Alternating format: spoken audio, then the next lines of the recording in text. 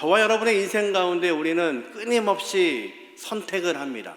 오늘도 여러분은 이 자리에 나오기 위해서 선택을 하셨습니다.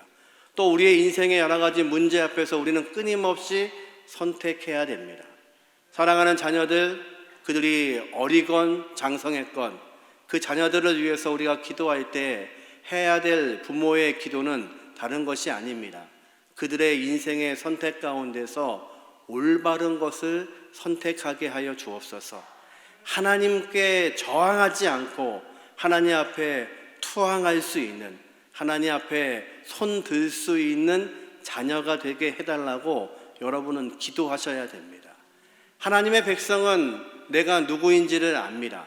내가 무엇을 할 수 있는지를 알고 내가 무엇을 할 수 없는지를 아는 사람들이 하나님의 백성입니다. 이 기브온 사람들은 하나님의 백성이 아님에도 불구하고 그 전능하신 하나님과 싸울 수 없다는 것을 지금 경험하고 있습니다. 그래서 투항하겠다는 것입니다. 그런데 가나안의 다른 왕들은 다른 선택을 합니다. 오늘 본문 9장 1절의 말씀을 같이 한번 읽어보겠습니다. 이 일 후에 요단 서쪽 산지와 평지와 레바논 앞 대해 연안에 있는 헷사람과 아모리 사람과 가나안 사람과 브리스 사람과 히위 사람과 여부수 사람의 모든 왕들이 이 일을 듣고 모두가 알고 있습니다.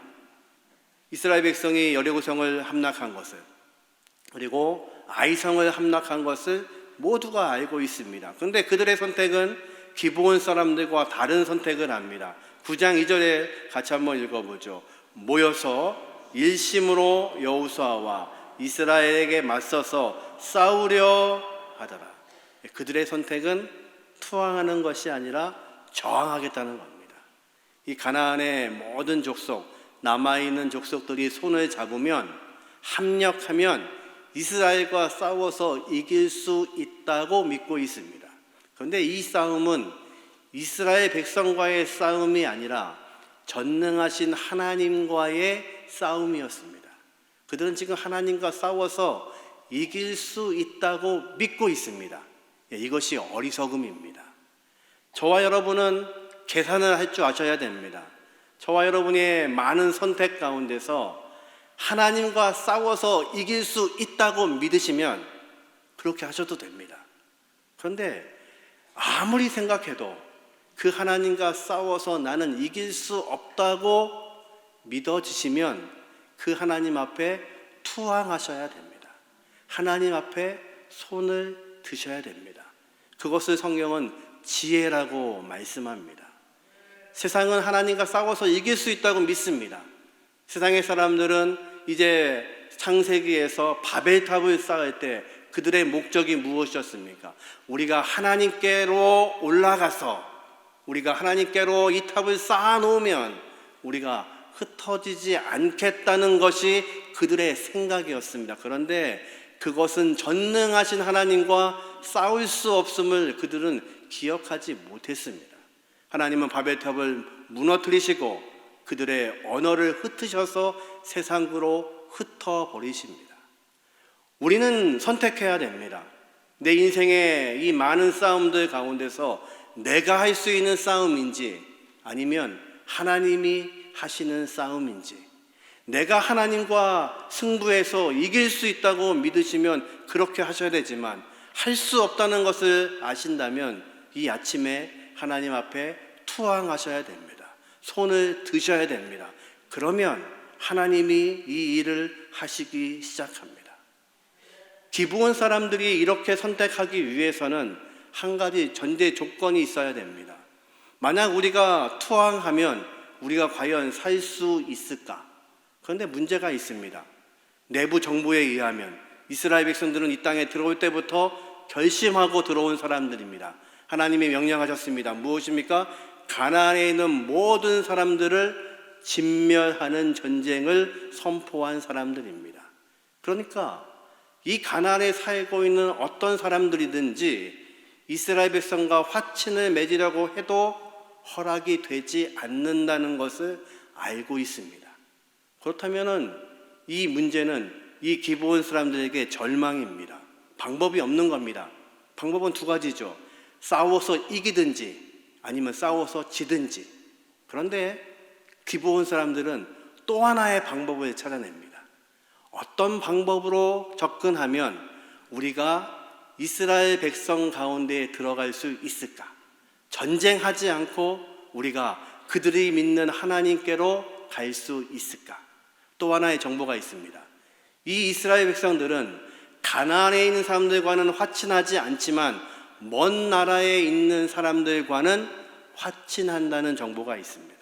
이제 그들이 그것을 계획하는 겁니다. 그래서 옷을 갈아입고 신발을 갈아 신고 허름하게 분장을 하고, 그리고 그들의 식량 주머니에는 곰팡이가 핀 떡을 준비하고, 그리고 와서 말합니다. 우리는 멀리서 온 사람들입니다. 이제 여호와의 말씀을 듣고 우리가 화친하려고 합니다. 우리는 당신의 종들입니다. 자신들의 위치를 설명합니다. 그리고 우리와 함께 해달라고 이제 무릎을 꿇습니다. 여러분, 지혜는 무엇일까요? 하나님의 백성의 지혜는 내 힘으로 되지 않는다는 것을 아는 순간 하나님 앞에 무릎 꿇으시는 겁니다. 이 기브온 사람들에게는 또 하나의 정보가 있습니다. 여리고 성이 무너지는 그때에, 사람의 힘으로는 무너뜨릴 수 없는 그 성이 무너질 때에 그 성에 있는 모든 사람들이 다 죽었는데 가나안 사람 중에 산 사람이 있다는 소식이 있습니다. 누구입니까? 기생 라합의 가족들이 살았습니다. 그들이 그것에 희망을 걸고 있는 겁니다. 이 땅에 들어와서 모든 사람을 진멸하는 전쟁을 행하고 있는 이스라엘 사람들 가운데 가나안 사람들이 살아남았습니다. 그렇다면 우리도 살 수 있을지 모른다는 희망을 갖는 겁니다. 이것은 그들이 죽음과 삶의 사이에 있는 선택입니다. 어쩌면 이렇게 해서 그들이 속으면, 이스라엘 백성이 속으면 다 살 수 있겠지만 들통이 나면 다 죽을 수도 있는 선택입니다. 그러나 이 선택이 올바른 선택입니다.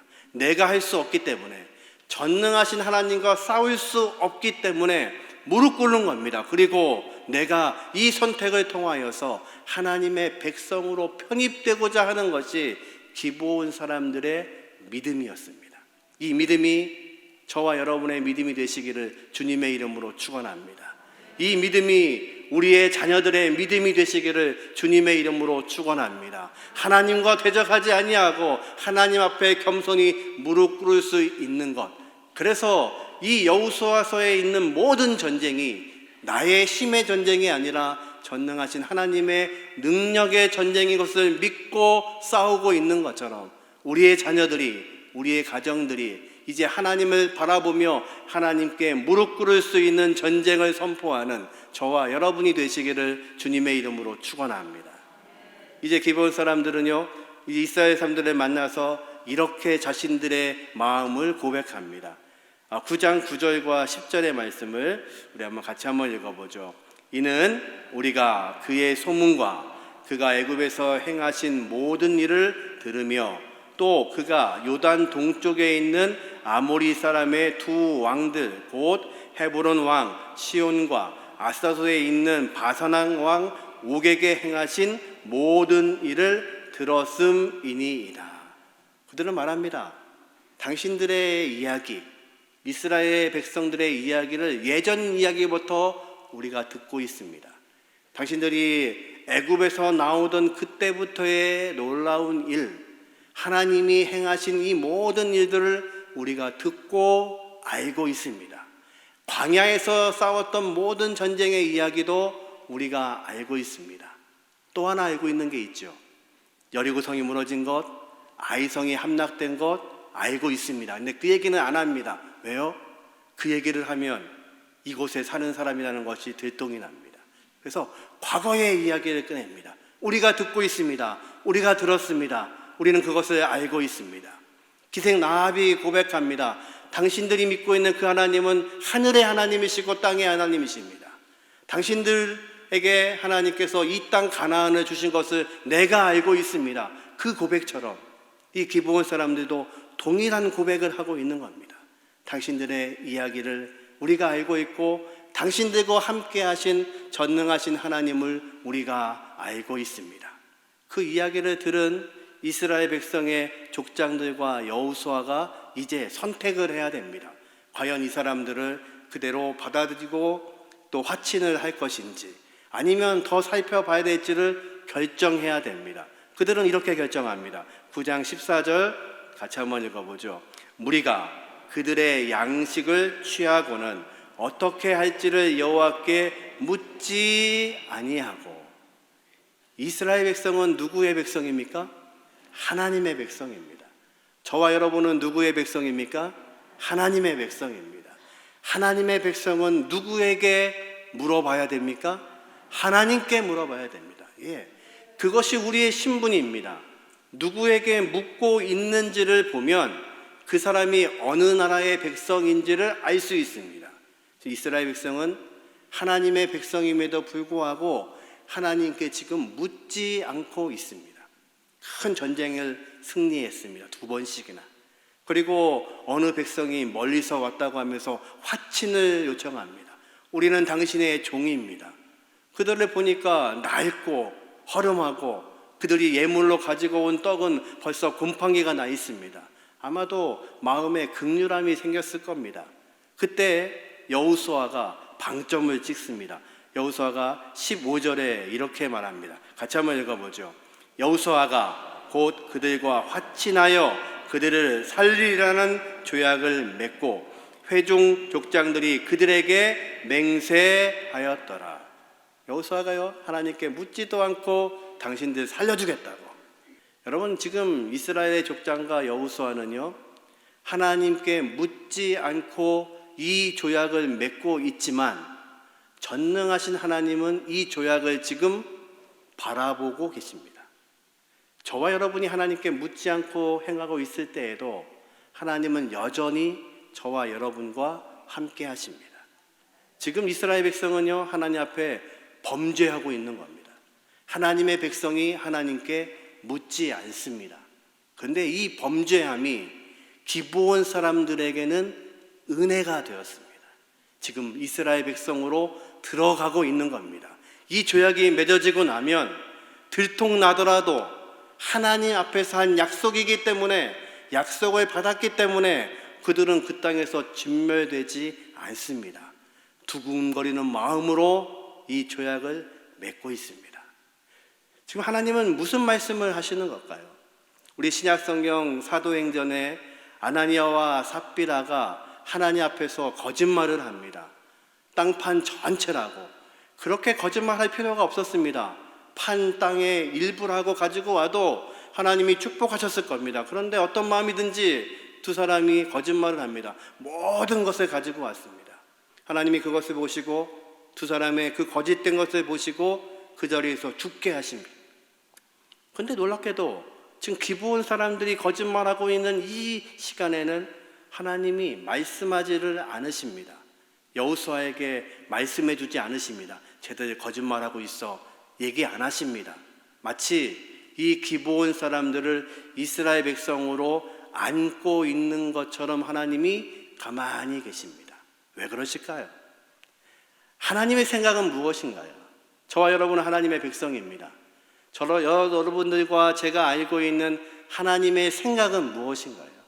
하나님은 이스라엘 백성을 통하여서 그들만 가나안 땅에서 잘 먹고 잘 살기를 원하지 않으셨습니다. 하나님은 이스라엘 백성을 통하여서 모든 열국, 모든 민족이 하나님께 돌아오기를 원하십니다. 하나님은 이스라엘 백성을 복의 통로로 삼으셔서 그들을 통하여서 하나님의 나라와 하나님의 생각이 온 세상에 전파되기를 원하시는 분이 하나님이십니다. 저와 여러분을 하나님의 백성으로 삼으신 이유도 동일합니다. 우리를 통해서 하나님의 나라가 이루게 하여 주시고 우리를 통해서 믿지 않는 모든 사람들에게 하나님의 복이 전파되기를 우리 하나님은 원하십니다. 지금 하나님은 지금 이 자리에서 왜 지금 말씀하고 있지 않으실까요? 하루는 예수님의 어머니 마리아와 예수님의 동생들이 예수님을 찾아왔습니다. 귀신 들렸다는 소식을 듣고 찾아온 거죠. 어떤 제 아들이 예수님께 보고합니다. 저 어머니와 형제들이 찾아왔습니다. 주님이 반문하시죠.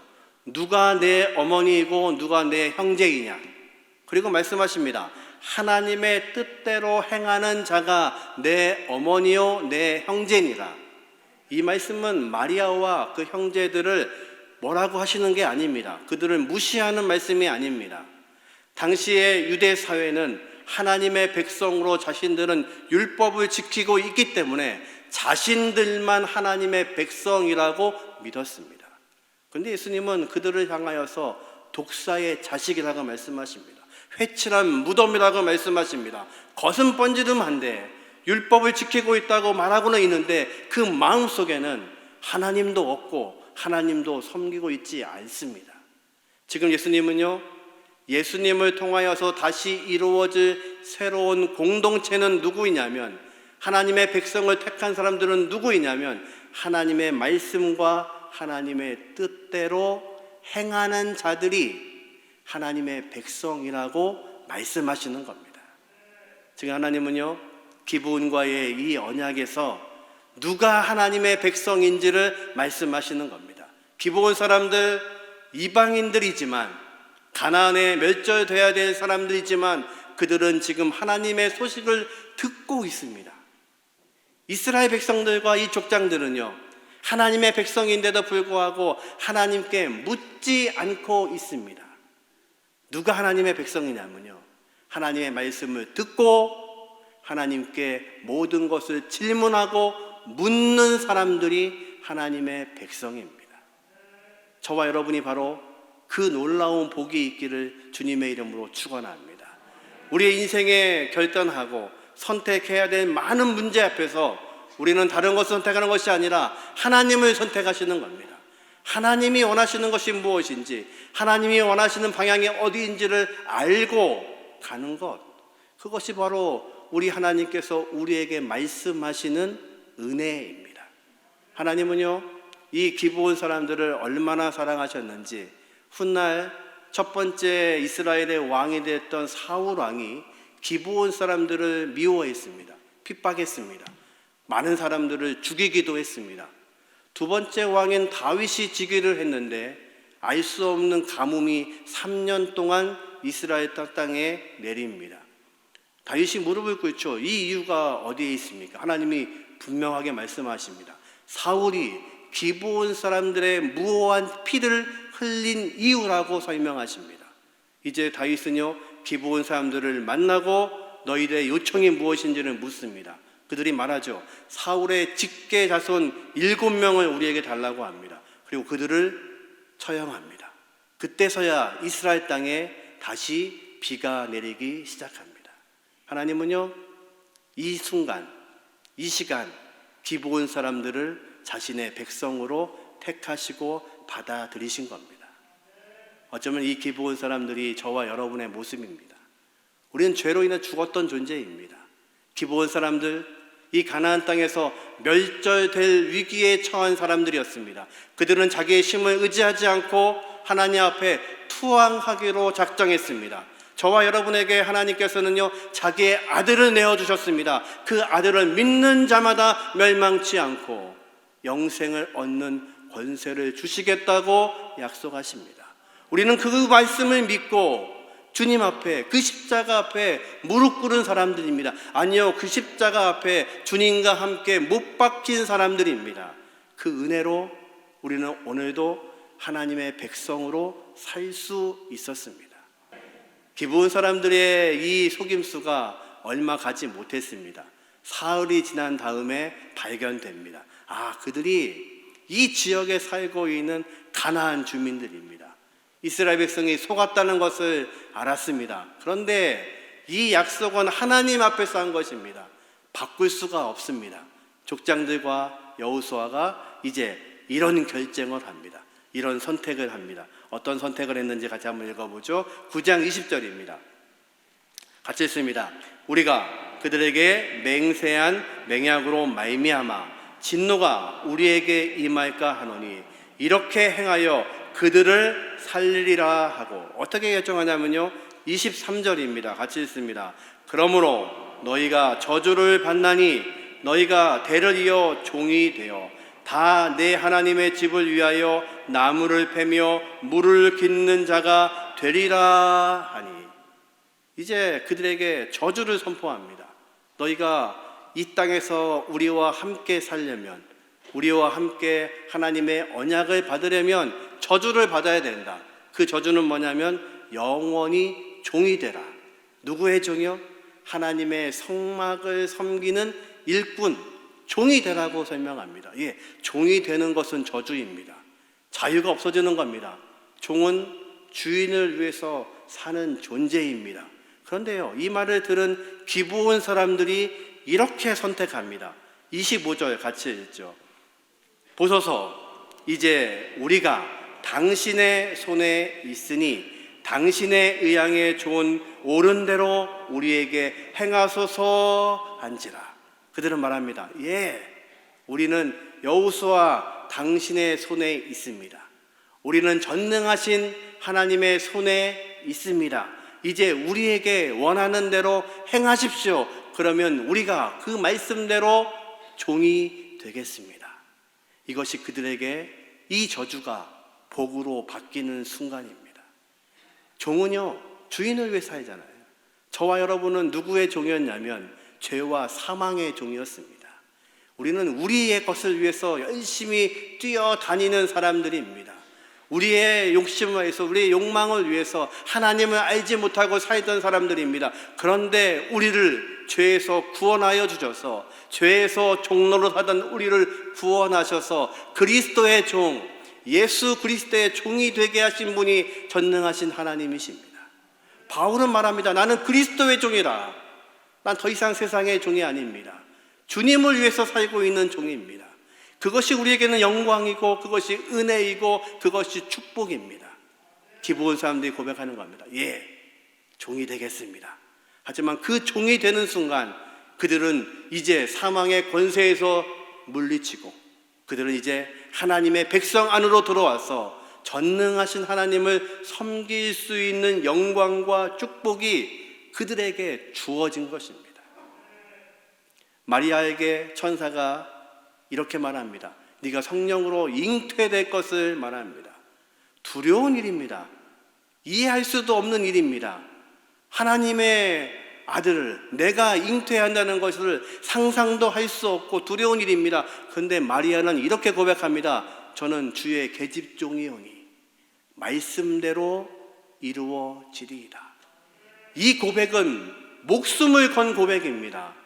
처녀가 아이를 임신하면 돌에 맞아 죽는 것이 그 시대의 율법이었습니다. 그러나 마리아는 두려움 속에서도 하나님의 말씀이 그대로 이루어질 것이라고 고백합니다. 그것이 마리아의 믿음이었습니다. 기브온 사람들의 믿음이 동일합니다. 예, 이제 우리는 종이 되겠습니다. 우리의 자유는 없어졌습니다. 그러나 하나님을 섬기는 종으로 살게 되겠습니다. 그것이 그들에게 복이었습니다. 저와 여러분에게 이 놀라운 복이 주어지신 것을 믿으시기를 주님의 이름으로 축원합니다. 5월 가정의 달, 우리의 가정이, 우리의 일터가 하나님의 귀하신 능력을 바라보고 하나님 허락하신 이 귀한 복으로 충만할 수 있는 은혜가 있기를 주님의 이름으로 축원합니다. 우리의 삶 가운데 우리가 선택해야 될 많은 것들 가운데 내 힘으로 선택하는 것이 아니라 하나님의 은혜로 선택되게 하시고 내가 능력 없음을 알게 하시고 하나님 앞에 저항하는 인생이 아니라 하나님 앞에 투항할 수 있는 저와 여러분이 되시기를 주님의 이름으로 축원합니다. 그래서 하나님 계획하신 이 언약의 놀라운 약속이 저와 여러분을 사로잡게 하시는 이 귀한 5월 한 달이 될 수 있도록 하나님이 복 주시기를 주님의 이름으로 축원합니다.